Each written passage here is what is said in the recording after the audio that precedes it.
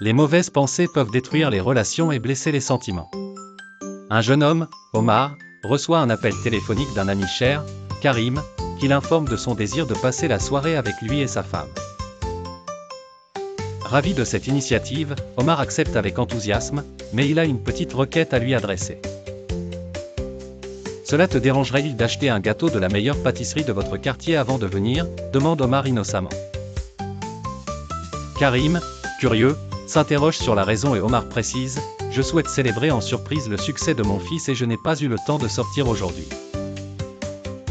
Karim, sans se douter de quoi que ce soit, accepte volontiers et se rend à la pâtisserie pour acheter un gâteau luxueux, dépensant une somme considérable d'argent. La soirée se déroule à merveille dans une ambiance chaleureuse et familiale, avec des rires et de la joie partagée entre amis. En fin de soirée, Omar, reconnaissant, tend une boîte de gâteaux à Karim et insiste : je t'en prie, emporte ce qui reste pour tes enfants. Sur le chemin du retour, Karim se perd dans ses pensées, rempli de ressentiment. Quel culot de sa part, se dit-il.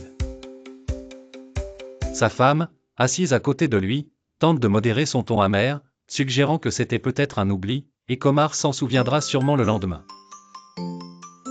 Cependant, Karim persiste, c'est de l'exploitation pure et simple. Une fois de retour chez lui, Karim ouvre la boîte et, à sa grande surprise, y découvre un mot de remerciement accompagné du montant exact qu'il avait déboursé. Je savais que tu te sentirais obligé de refuser cet argent, alors je l'ai placé ici sans te le dire. Bouleversé et honteux d'avoir douté de son ami, Karim se tourne vers sa femme, se demandant s'il doit demander pardon à Omar pour ses pensées injustes. Elle lui répond avec sagesse : garde-le à l'esprit. Il croit en toi, ne brise pas cette confiance. Cette histoire nous enseigne que le mauvais jugement peut nuire aux relations et blesser les sentiments.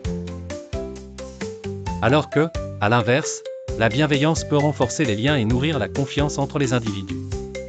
Nous devons apprendre à faire confiance et donner l'opportunité aux autres de prouver leur bonne foi. En repensant nos erreurs, nous devenons plus humbles et indulgents, renforçant ainsi nos relations et nous améliorant en tant qu'êtres humains.